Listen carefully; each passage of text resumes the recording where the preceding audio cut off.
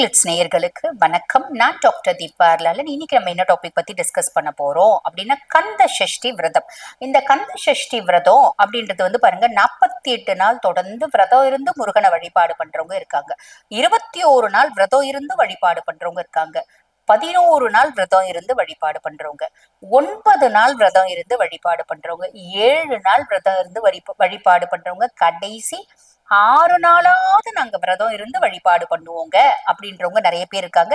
இல்லம்மா, இது வரைக்கும் நாங்க விரதம் இருந்து வழிபாடு பண்ணவே இல்லை, இப்பதான் நாங்க முதல்ல வந்து பாத்தீங்கன்னா வழிபாடு பண்ணணும்னு ஆரம்பிக்க போறோம் அப்படின்னா நம்ம என்ன பண்ணலாம் அப்படின்னா, இந்த மாசம் அதாவது அக்டோபர் மாதம் 22/10/2025 அன்னைக்கு நம்ம ஆரம்பிக்கலாம். ஆரம்பிச்சு 27 அன்னைக்கு முடிக்கலாம்.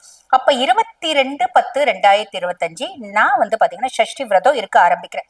என்னென்ன மாதிரி நான் வந்து வழிபாட்டு முறையை மேற்கொள்ளணும் அப்படின்னா, 22ஆம் தேதி காலையில முடியும் அப்படின்னா சீக்கிரம் எந்திரிச்சுக்கோங்க. எந்திரிச்சு அன்றைய தினம் தலை குளிச்சிடுங்க. பெண்களா இருக்கீங்க அப்படின்னாலும் சரி, ஆண்களா இருக்கீங்கன்னாலும் தலை குளிச்சிடுங்க. கொஞ்சமாவது எள்ளெண்ணெய் வச்சு தலை குளிச்சிடுங்க. தலை குளிச்சுட்டு வீட்டுல முருகனோட போட்டோ இருக்கு, இல்ல விக்கிரகம் இருக்கு, இல்ல வேல் இருக்கு அப்படின்னா வீட்டுல முன்னிறுத்துங்க. பூஜை ரூம்ல உங்களை பிரதானமா எடுத்து வைங்க, கிழக்கு பார்த்த மாதிரி வைங்க. வச்சுட்டு அந்த வேலுக்கோ முருகனோட விக்கிரகத்துக்கோ முருகனோட படத்துக்கோ எது இருந்தாலும் மஞ்சள் குங்குமம், சந்தனமும் குங்குமம் வைங்க. சந்தனமும் குங்குமம், மஞ்சளையும் வந்து நெத்திக்கு சந்தனம் குங்குமம், போட்டோனோட எல்லா இடங்கள்லயும் மஞ்சளும் குங்குமமும் வைக்கலாம். வச்சுட்டு 2 குத்து விளக்கு, 5 முக குத்து விளக்கா இருந்தாலும் சரி, இல்ல 7 முக குத்து விளக்கா இருந்தாலும் சரி, எதுவுமே இல்லையா ஒரு காமாட்சி அம்மன் விளக்கு, அப்படி இல்லை அப்படின்னா அகல் விளக்கு வச்சுக்கோங்க. அகல் விளக்கு வச்சு அந்த அகல் விளக்குல வந்து பாருங்க ஒரு 6 வெற்றிலை வச்சிருக்கோங்க. வெற்றிலை வச்சுட்டு விளக்கு ஏத்திடுங்க. விளக்கு ஏத்திட்டு அந்த விளக்கு வந்து நெய் போட்டு ஏத்தலாமாம்மா, தாராளமா ஏத்தலாம். நெய் இல்ல எள்ளெண்ணெய் இல்லைன்னா ஆமணக்கெண்ணெய் எதுனாலும் போட்டுக்கோங்க. போட்டு விளக்கு ஏத்துங்க. இந்த எல்லா இதுவும் வந்து பாத்தீங்கன்னா கிழக்கு பார்த்த மாதிரி இருக்கணும் இந்த அரேஞ்ச்மெண்ட். நீங்க வடக்கு பார்த்த மாதிரி உட்காந்துக்கோங்க. உட்காந்துட்டு நாள் என்ன பாராயணம் பண்றீங்க அப்படின்னா, கந்த சஷ்டி கவசம் 3 முறை பாராயணம் பண்ணுங்க. 3 முறை பாராயணம் பண்ணிட்டு அன்றைய தினம் நிவேதனம் அப்படின்றது என்ன அப்படின்னா, சக்கரை பொங்கல் நெய்வேத்தியம் பண்ணிக்கோங்க. சரிங்களா? பூ வைக்கணும். ஏமா பூ என்ன வைக்கலாம்? பிச்சி பூ வச்சுக்கோங்க. பிச்சி பூ என்ன, நம்ம இந்த தேன் பூ அப்படின்னு சொல்லுவாங்க பாத்தீங்களா, ஒண்ணு தேன் பூ, இல்ல அரளிப்பூ, இல்லைன்னா வந்து பாத்தீங்கன்னா பவழமல்லிப்பூ, என்ன பூ இருக்கோ அந்த பூ முருகனுக்கு ஒரு மாலையா போட்டுக்கோங்க. இல்ல கடைசி மல்லிப்பூ முல்லைப்பூ மாலையா போட்டு முருகனுக்கு இந்த நிவேதனம் பண்ணி 3 முறை கந்தசஷ்டி கவசம் பாராயணம் பண்ணிட்டு நீங்க நிவேதனம் பண்ணிட்டு கற்பூரம் காமிச்சுக்கோங்க. கற்பூரம் காமிச்சு முருகன் கிட்ட ஆத்மார்த்தமா வேண்டிக்கோங்க. ஐயா, இந்த கடைசி 6 நாள் நான் உன்னை வழிபாடு பண்றதுக்கான பிராப்தத்தை எனக்கு கொடு. விஷயம் இது. நான் விரதம் இருந்து வழிபாடு பண்ணணும் நீங்க விருப்பப்பட்டீங்கன்னா, விரதம் இருந்து வழிபாடு பண்றேன் அப்படின்னு சங்கல்பம் எடுத்துட்டும் வழிபாடு பண்ணலாம். சங்கல்பம் எடுத்துட்டு நான் கொஞ்சம் முன்ன பின்ன ஆச்சுன்னா என்னமா பண்றது, பயமா இருக்கு அப்படின்னா சங்கல்பம் எடுக்க வேண்டாம். உன்னை வழிபாடு பண்றதுக்கான பிராப்தத்தை எனக்கு ஏற்படுத்தி கொடு அப்படின்னு முருகன்கிட்டயே வேண்டிட்டு நீங்க தினம்தோறும் வழிபாடு பண்ணலாம். இப்ப சங்கல்பம் எடுத்து நான் விரதம் இருந்து வழிபாடு பண்றேன் அப்படின்னா நம்ம வேண்டிக்கிறோம். அந்த விரதத்துல நிறைய விதமான விரதம் இருக்கு. ஒரு நாளைக்கு ஒரே ஒரு கல்லுப்பு, ஒரே ஒரு மிளகு மட்டும் நம்ம 6 மணி வரைக்கும், மாலை 6 மணி வரைக்கும் காலையில இருந்து சாப்பிடாம இருந்து 6 மணிக்கு மேல ஒருவேளை உணவு எடுக்கிறது. காலையில இருந்து நான் மாலை வரைக்கும் ஒரே ஒரு கல்லுப்பு மிளகு மட்டும்தான் எடுத்துக்கேன். தண்ணி கூட குடிக்க மாட்டேன். எச்சு கூட கூட்டி நான் வந்து எப்பயோ ஒரு நேரம் முடியலன்னா தான் முழுங்குவேன். அந்த மாதிரி விரதம் இருந்து நைட்டு வந்து வெறும் பழங்களை மட்டுமே சாப்பிட்ற விரதம் இருக்கு. 3 நேரமும் எனக்கு உடல் சார்ந்த உபாதைகள் இருக்கு, இல்ல எனக்கு வயசு கம்மினா ஆனா என்னால முடியல, பசியா இருக்கு, 3 நேரமும் சாப்பிட்டுட்டு நம்ம வழிபாடு பண்றதும் இருக்கு. 2 நேரம் வெறும் பழங்கள், ராத்திரி மட்டும் சமைச்ச உணவு, இப்படி சாப்பிட்டு வழிபாடு பண்றதும் இருக்கு. முருகன் வந்து பாருங்கம்மா, நீங்க விரதம் இருந்துதான் என்ன வழிபாடு பண்ணணும், அப்பதான் நான் வந்து மகிழ்ந்து உங்களுக்கு பலன்களை கொடுப்பேன் அப்படின்னு சொல்லவே இல்லம்மா. நீங்க ஆத்மார்த்தமா என்ன நினைங்க, என்ன அன்போட முருகா அப்படின்னு ஒத்த வார்த்தை கூப்பிட்டீங்களா நான் ஓடோடி வருவேன். இதுதான் வந்து பாத்தீங்கன்னா சிவ குடும்பத்தினோட ஒரு கருணை அப்படின்னே சொல்லலாம்.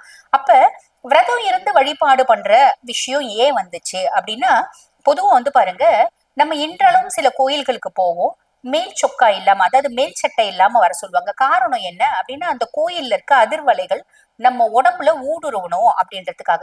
அப்ப இந்த மாதிரி முக்கியமான தினங்கள்ல நம்ம மந்திரம் உபசரணை செய்யும் போது அந்த மந்திரத்தினோட சக்தி நம்ம உடம்புல வந்து பரிபூர்ணமா கிரகிக்கணும், பரிபூர்ணமா ஊடுருவணும். அப்ப வயிறு காலியா இருக்கும்போது அந்த சக்தி சட்டுன்னு வந்து உடம்புல வந்து பரவும் அப்படின்றதுக்காக நம் முன்னோர்கள் வச்சாங்க. அதுக்கும் மேல மருத்துவ ரீதியா நம்ம சொல்லணும் அப்படின்னா, வயிறை வந்து சுத்தப்படுத்துறதுக்காகவும் இந்த மாதிரி விரத முறைகள் அப்படின்றது வச்சாங்க. ஆக நீங்க அதெல்லாம் போட்டு பெருசா குழப்பிக்க வேண்டாம். முருகன் பால் உமக்கு இருக்கக்கூடிய அன்பு ஒண்ணுமே பிரதானமானது. அன்பு ஒன்றுதான் பிரதானமானது. அதையுமே ஞாபகம் வச்சுக்கோங்க. அது ஒன்றே போதும். வேற எதுவும் நம்ம பெருசா கவலைப்படணும் அப்படின்ற அவசியம் இல்லை. சரிங்களா? ஆக இப்ப நம்ம வந்து பாருங்க, இந்த பூக்கள் 22 இருந்து 27 வரைக்குமே வந்து பாத்தீங்கன்னா நம்ம இதே மாதிரி ஒரு பூ மாத்தி ஒரு பூ வைக்கலாம், இல்ல ஒரே பூவும் வைக்கலாம். அது பிச்சி பூ, அரளி, மல்லி, பவழமல்லி, மறிக்கொழுந்து, எது உங்களுக்கு கிடைக்குதோ அதை நீங்க வைங்க. ஓகேங்களா? நம்ம தினம்தோறும் நிவேதனத்தை மட்டும் மாத்துறோம். இப்ப முதல் நாள் 22ஆம் தேதி நம்ம என்ன பண்ணோம்? சக்கரை பொங்கல் பண்ணோம் இல்லைங்களா? 2வது நாள் 23ஆம் தேதி நம்ம பால் பொங்கல் பண்றோம். பால் பொங்கல் பண்ணி நம்ம மந்திர ஜபம் செய்யறது, அதே மாதிரி விளக்கெல்லாம் ஏத்திக்கிறோம். மந்திர ஜபம் செய்யறது என்ன பண்ணலாம் அப்படின்னா, கந்தர் அனுபூதி ஒரு முறை பாராயணம் பண்ணுங்க. பாராயணம் பண்ணிட்டு முருகனுக்கு பால் பொங்கல் வச்சு நிவேதனம் பண்ணுங்க. இது 23ஆம் தேதி. சரிங்களா? 24ஆம் தேதி வேற மலர் முருகனுக்கு மாலை கட்டி போட்டுக்கிறீங்க. மாலை கட்டி போட்டுட்டு நம்ம வந்து பாருங்க, திருப்புகழ் படிக்க முடியும், படிக்க தெரியும் அப்படின்னா 10 பாட்டு திருப்புகழ் பாராயணம் பண்ணுங்க. திருப்புகழ் பாராயணம் பண்ணிட்டு பொங்கல் முருகனுக்கு நிவேதனமா வைங்க. நிவேதனமா வச்சு வேண்டிக்கோங்க. அதுக்கப்புறம் வந்து பாத்தீங்கன்னா 25ஆம் தேதி வந்து பாருங்க, திருப்பி உங்களுக்கு பிச்சி பூ கிடைக்குதுன்னா அது, நம்ம மறிக்கொழுந்து கிடைக்குதுன்னா அது, என்ன பூ கிடைக்குதோ அந்த பூவை மாலையா கட்டி போட்டுட்டு அவருக்கு நம்ம மந்திரம் அப்படின்றது சொல்லணும் இல்லைங்களா?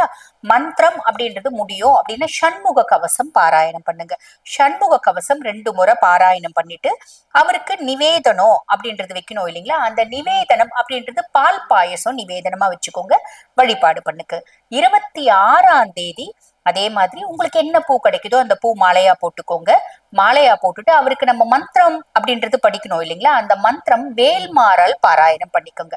வேல்மாறல் பாராயணம் பண்ணிட்டு அவருக்கு நிவேதனம் அப்படின்றது வைக்கிறது, இந்த பைத்தம் பருப்புல செய்யக்கூடிய பாயசம் இருக்கு பாத்தீங்களா? பருப்பு பாயசம்.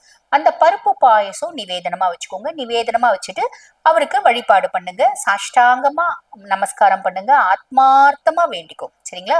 அதுக்கு அடுத்து கடைசி 27ஆவது நாள். 27ஆவது நாள் தான் வந்து பாத்தீங்கன்னா சூரசம்ஹாரம்.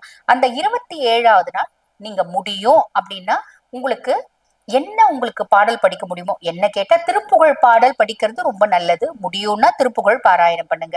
அப்படி இல்லைன்னா கந்தர் அலங்காரம் பாராயணம் பண்ணுங்க. இல்ல கந்தகுரு கவசமே பாராயணம் பண்ணுங்க. இல்லைன்னா முருகனோட 108 போற்றி பாராயணம் பண்ணுங்க.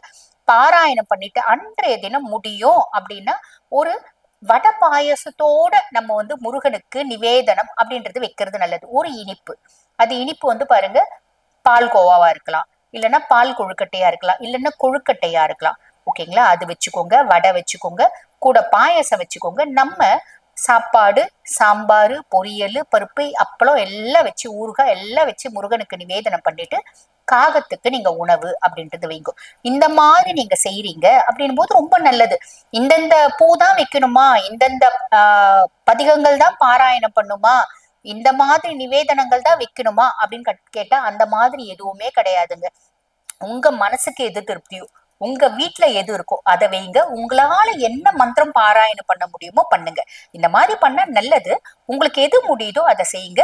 செய்யறீங்க அப்படின்னாலே முருகனோட பரிபூர்ண கடாட்சம் உங்க குடும்பத்துக்கு கிடைக்கும். முடியும் அப்படின்னா அசைவத்தை கண்டிப்பா தவிருங்க. முடியும் அப்படின்னா, இல்லைங்கம்மா எங்களால அதுவும் முடியாது அப்படின்னா பிரச்சனையே இல்லை. ஆத்மார்த்தமான அன்பு மட்டுமே இங்க பிரதானம் அப்படின்றத ஞாபகம் வச்சுக்கோங்க. முருகனோட கடாட்சம் நமக்கு பரிபூர்ணமா கிடைக்க உங்களோட உண்மையான அன்பு முருகன் பால், அதுவே அலாதி அப்படின்னு சொல்லலாம். ஆக இந்த பதிவு உங்களுக்கு பயனுள்ளதா இருக்கும்னு நினைக்கிறேன். இதே மாதிரி இன்னொரு பதிவுல உங்களை சந்திப்பேன். நன்றி.